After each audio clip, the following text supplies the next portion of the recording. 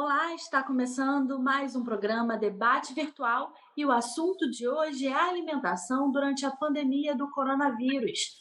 Nas redes sociais, não faltam memes sobre o aumento do ganho de peso e também receitas milagrosas com alimentos que prometem combater a Covid-19.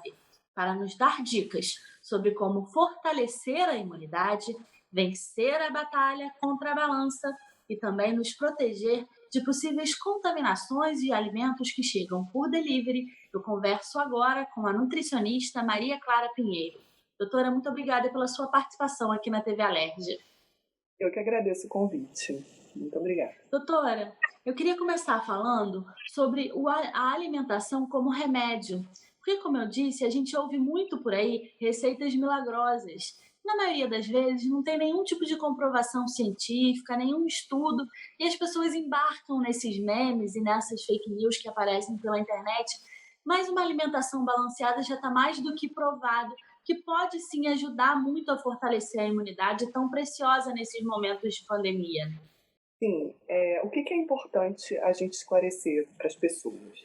Primeiro, que não existe nenhum alimento que te previna de pegar o Covid-19, de se contaminar pelo novo coronavírus. Então, às vezes, a gente vê na internet algumas informações, toma chá de alho com limão e que isso vai te prevenir de pegar. Isso não é verdade. Não existe nenhum estudo ainda que mostre que algum alimento nos torna imune a pegar essa doença. Agora, por outro lado, a gente sabe também que pessoas que praticam uma alimentação equilibrada, uma alimentação saudável, que estão com todas as vitaminas e minerais em quantidades adequadas no seu organismo, caso elas peguem a doença, elas têm um prognóstico melhor. Então, a gente tende a responder melhor à doença se a gente não tiver nenhum fator de risco. E ser uma pessoa saudável, se alimentar bem, é não ter um dos fatores de risco que a má alimentação poderia causar. Doutora, outra questão muito presente nesses tempos de pandemia, isolamento social, é a questão da ansiedade, que muitas vezes gera o famoso ataque à geladeira, né, doutora? É verdade. Agora, com essa ansiedade que esse isolamento e essa falta de data para terminar está gerando nas pessoas, a gente acaba tendo mais tempo e mais angústia e vontade de ficar na cozinha. Muita gente está aumentando a quantidade de vezes que faz bolo. Pessoas que nunca fizeram bolo têm procurado muita receita na internet, feito muito bolo. Então, os próprios mercados relatam que a venda de fermento aumentou muito.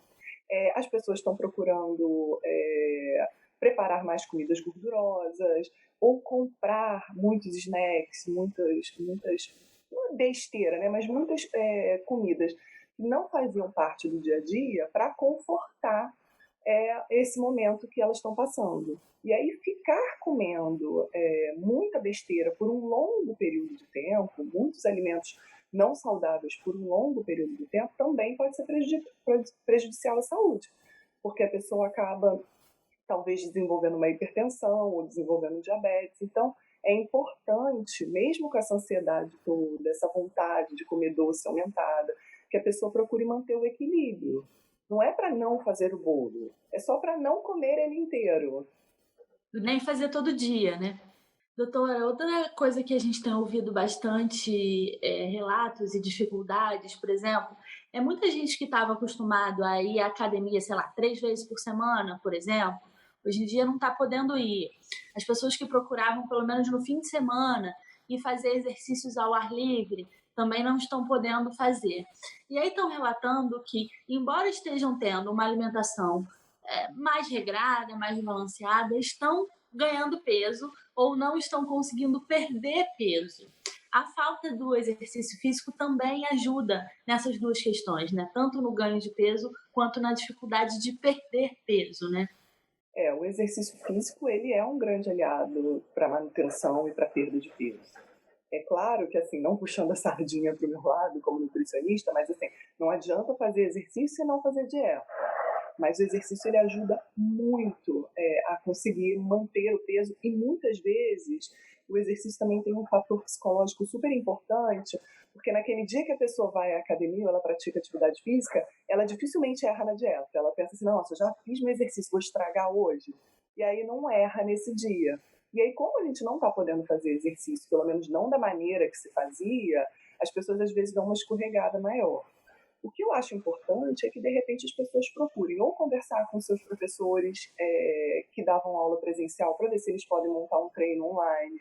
Tem muitos aplicativos e muitas pessoas disponibilizando aula, só acho que ela precisa ser com uma orientação, porque para você não correr o risco de se lesionar. Mas dá para tentar não ficar parado em casa, sabe? É importante reservar uma hora do dia, um período do dia, para que você se mexa, se exercite, cuide de você, tenha essa sensação de bem-estar que o exercício promove, mesmo que seja dentro de casa. Doutora, a pandemia também está provocando mudanças de hábito muito fortes, né? A maioria da população, ou grande parte, está trabalhando em home office, né? As pessoas que normalmente saíam de casa, se deslocavam, agora estão trabalhando dentro de casa. Muitas vezes, nessas famílias, o pai e a mãe estão trabalhando em home office e as crianças não estão na escola. Então, tem a dificuldade também de você ter que dar conta do trabalho que você sairia para fazer, ter que dar conta do trabalho da casa, da família. E aí muita gente não está conseguindo, por exemplo, cozinhar. Ou não sabe, ou não gosta, ou não tem tempo. Que dicas que a senhora tem para manter uma alimentação mais balanceada para essas pessoas que têm essa dificuldade de cozinhar? Primeiro, eu queria dizer para essas pessoas que eu entendo perfeitamente essa dificuldade. Então, assim, que a gente não está acreditando no mundo da fantasia que a pessoa vai conseguir trabalhar em casa, fazer o dever da criança, entreter a criança, limpar a casa e cozinhar, lavar todas as folhas, cortar todos os legumes. Eu entendo essa realidade, eu sei que é muito difícil. O que eu sugiro é, se for possível, num dos dias do final de semana, ou quando o home office estiver um pouco mais tranquilo, que os adultos da casa tentem cozinhar o máximo possível de comidas para deixar congelado ou na geladeira para ir comendo durante a semana. Não precisa fazer pratos muito elaborados, mas assim, cozinha 1 quilo de feijão, já deixa 2 tipos de carne, por exemplo, preparado. Procura fazer algum legume. Os legumes, a maioria deles, quando a gente cozinha, a gente pode congelar. Cozinha algum tipo de legume, deixa uma oferta de comidas em casa saudáveis, comida de verdade. Comida é comida de verdade, né? Para você poder, ao longo da semana, só esquentar e ir comendo. Porque o que a gente tem que pensar é claro que agora com os serviços de entrega, facilita muito a nossa vida da gente poder pedir comida. Só que a nossa tendência, quando está vendo a listinha lá dos pratos disponíveis, é pedir o gostoso, não é pedir o saudável, é pedir o gostoso. E aí a gente acaba comendo 7 dias na semana como se fosse fim de semana. Vale a pena tentar fazer e quando for escolher, mesmo que seja o mesmo preço, o gostoso e o saudável, se dê a oportunidade de comer o saudável algumas vezes. A senhora falou sobre os serviços de entrega, né, doutora? Uma outra questão é a possível contaminação por alimentos que chegam por delivery. Não só os alimentos já prontos, mas, por exemplo, nós passamos a pedir mercado, feira, hortifruti, peixe, tudo por delivery.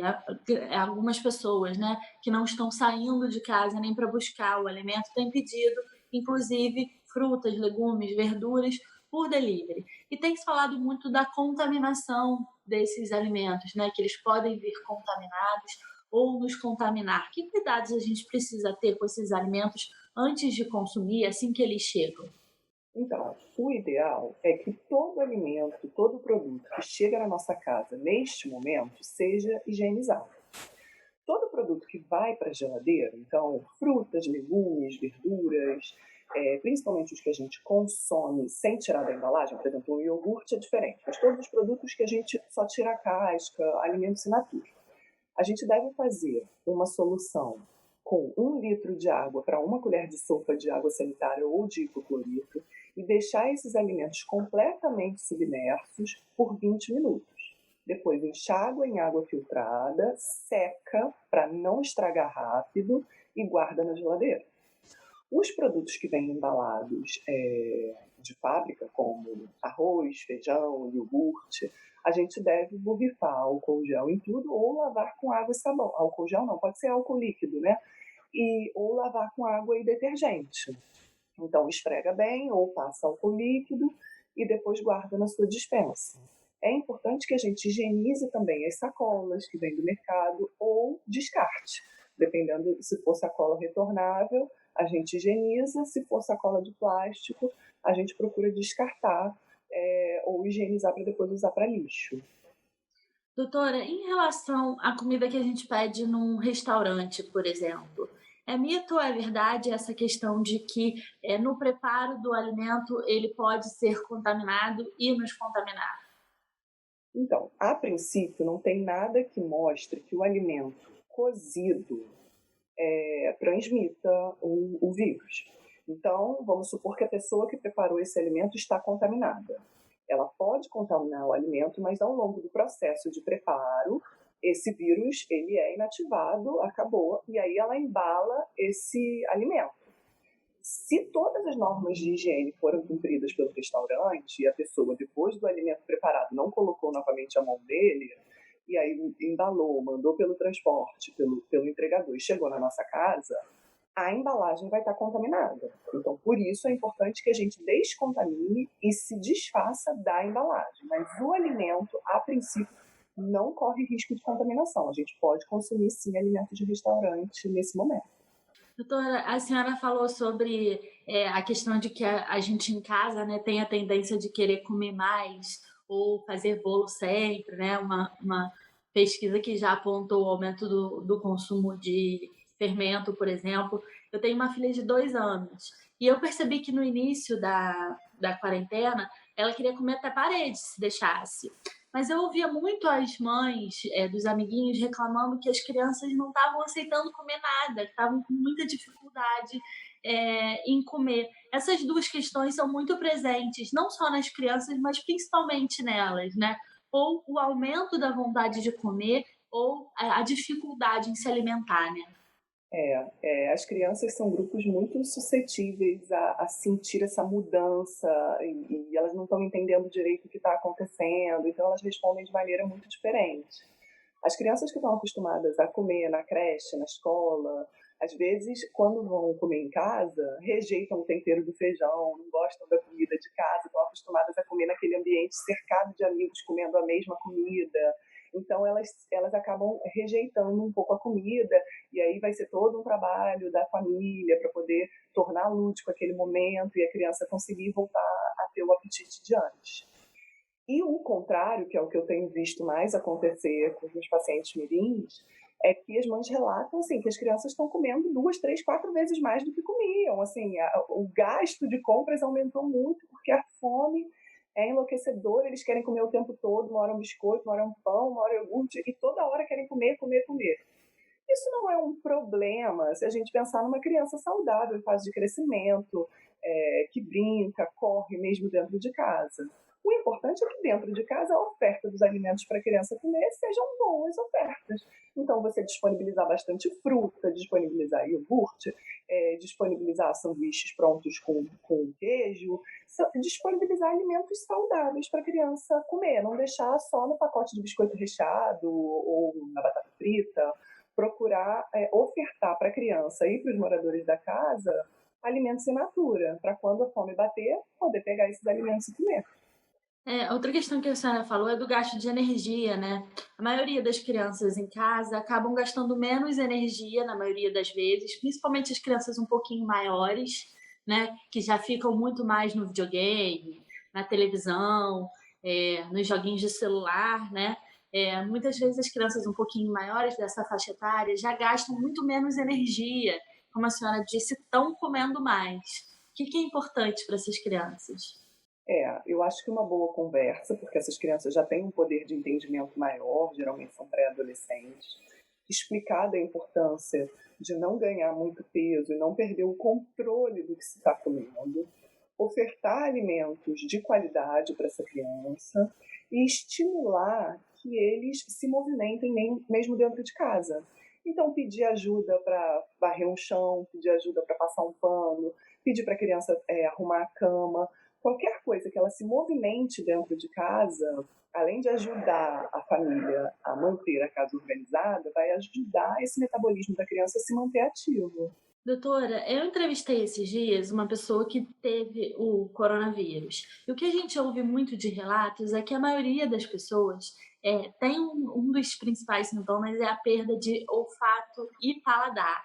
E ela relatou que ela tinha muita dificuldade em comer, por não sentir sabor, nem sentir cheiro, mas que ela se obrigava a comer mesmo sem vontade, mesmo sem sentir gosto, para ajudar na recuperação dela. Mas muita gente não tem essa consciência toda, né, doutora? E quem está com os sintomas da doença, não sentindo sabor, deixa de se alimentar. Isso é um risco, né? Isso é um risco muito grande, assim, é um sintoma bem característico da doença, a perda de olfato e de paladar. Tem até uns vídeos na internet de pessoas contaminadas que estavam conseguindo comer pimenta pura para provar que não está sentindo realmente o gosto de nada. E aí, quando a gente perde o paladar e o olfato, o apetite diminui, porque muito do que a gente come é pelo prazer de estar comendo aquela comida.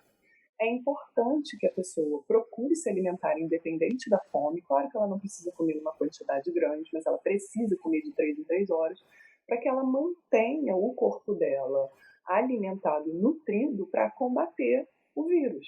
Porque muitas pessoas vão ter o vírus e não vão precisar de internação, vão se tratar em casa, vão ter sintomas, mas os sintomas vão ser mais leves e não vão necessitar de uma internação.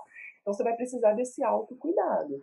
E caso o seu apetite realmente você não consiga comer, é muito importante conversar com o seu médico, pedir orientação de um nutricionista, porque muitas vezes a gente coloca um suplemento que numa quantidade muito pequena a pessoa ingere bastante caloria, vitamina, mineral, tudo que ela precisa numa quantidade menor. Então, às vezes, pode ser necessário esse auxílio. Outra questão a pessoas que já têm doenças pré-existentes, por exemplo, diabetes. Como é que tem que ser os cuidados com essas pessoas que já têm essas doenças para evitar que essas doenças fragilizem ainda mais o organismo delas a ponto de facilitar o contato, né, e o contágio com o Covid-19? Pessoas diabéticas são consideradas grupo de risco para a Covid. Pela doença em si, por conta dos tratamentos também, caso a pessoa pegue, dos medicamentos antibióticos que ela tem que tomar, que podem prejudicar a função renal, e o diabético às vezes já tem a função renal um pouco prejudicada. Então, quando você é diabético e a gente está vivendo nesse momento, o que você tem que pensar é: eu preciso procurar manter a minha glicose o mais estável possível, evitar ter grandes picos de glicemia, então errar muito, não vou comer agora uma barra de chocolate. O diabético sabe que a glicose dele vai subir muito se ele fizer isso. E aí deixar essa glicose instável, sobe, desce, é muito perigoso caso ele pegue Covid ou caso ele tenha alguma descompensação e precise ser internado, mesmo que não seja com Covid-19. Porque a gente tem pouco leito agora disponível e pode ser que se a pessoa for para o hospital acabe se contaminando. Então o ideal é procurar seguir a recomendação do médico, tomar um medicamento certinho, nas horas corretas, e se alimentar da maneira que o seu nutricionista, ou às vezes, dependendo do lugar, o seu médico te indicou. Evitar ter períodos de compulsão e não comer além da conta. Assim, de vez em quando vai bater uma ansiedade, vou precisar muito de chocolate. Poxa, come um quadradinho, não come a barra inteira, porque é muito perigoso.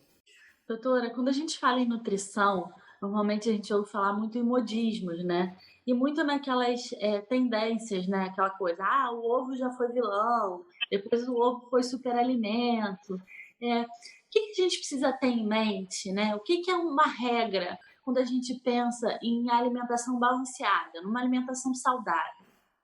Então, eu costumo dizer, pensando em emagrecimento, que todas as dietas da moda, todas essas que surgem da lua, da sopa, todas as dietas, elas querem chegar no mesmo lugar, que é você ter um déficit calórico, você comer menos do que você gasta e assim promover o emagrecimento.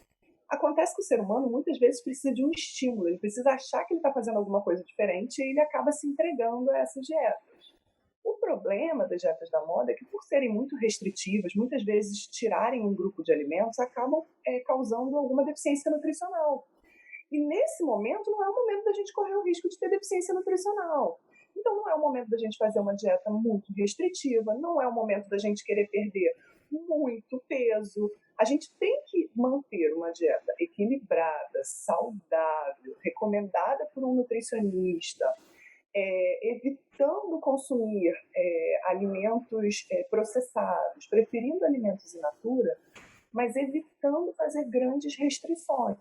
É possível, sim, durante esse processo, perder peso, mas precisa ser tudo de uma maneira equilibrada, não pode ser nada abrupto. Porque se a gente ficar com alguma deficiência e pegar o Covid, a nossa resposta provavelmente vai ser pior, a doença. Doutora, que alimentos, nesse momento, precisam fazer parte da nossa mesa? Olha, nesse momento, eu acho que para a gente pensar em fortalecimento da nossa imunidade, caso a gente entre em contato com o vírus, a gente deve priorizar o consumo de vitamina C. Então, os melhores fontes de alimento com vitamina C são principalmente as frutas cítricas. Então, comer tangerina, que está entrando na época, abacaxi, laranja, limão, maracujá, goiaba, são frutas fáceis da gente conseguir. Muitas dessas frutas a gente consegue congelar, então congelar a polpa do maracujá para fazer um suco, por exemplo, congelar a goiaba para fazer um suco. E aí a gente consegue ter por bastante tempo e a gente tem a oferta de vitamina C. Pegar sol é outra coisa muito importante para a gente poder sintetizar a vitamina D. Então, quem tem uma janela em casa e bate um pouquinho de sol, fica uns 10, 15, 20 minutos em casa no sol para tentar sintetizar a vitamina D, que é muito importante para a nossa imunidade. E pensar no consumo dos antioxidantes para combater radical livre. Então, seriam principalmente as folhas verdes escuras. Então, consumir bastante espinafre, rúcula, couve, isso tudo ajuda a melhorar a nossa imunidade. E para melhorar a nossa calma, nossa tranquilidade, pensar em alimentos que têm triptofano, por exemplo, que é um precursor da serotonina, e baixa um pouco a nossa ansiedade, melhora a nossa sensação de bem-estar, eu posso recomendar, por exemplo, leite. Então, a vovó não recomendava a gente, toma um copinho de leite morno antes de dormir, porque você vai ter uma noite mais tranquila. Isso é verdade, é rico em triptofano. Mas, por exemplo, para quem é vegano e não consome leite, pode consumir castanhas. As castanhas, de maneira geral, também são ricas em triptofano. O peixe também tem triptofano. Doutora, ainda falando sobre mudança de hábito e de comportamento que a pandemia tem trago, para a gente encerrar, o que vai ficar dessa mudança de hábito e deve ficar mesmo depois que a pandemia passar? Eu acredito que seja o prazer pela cozinha. Eu tenho visto muitos relatos de pessoas que estão se descobrindo cozinhando, apesar de terem que lavar a louça, limpar a cozinha depois. Eu acho que esse hábito da gente se conectar novamente com a cozinha, preparar o nosso próprio alimento, reparar no que a gente está ingerindo, descobrir novos temperos, novas oportunidades de comer uma comida gostosa e preparada pela gente, eu acho que é um hábito que vai ficar. Eu torço muito para isso. Doutora, mais uma vez, muito obrigada pela sua participação aqui na TV Alerj. Foi um prazer. Eu que agradeço. Muito obrigada. Se você quiser rever esse programa, é só acessar o nosso site www.alerj.rj.gov.br. TV Alerj, o canal do povo. Até a próxima!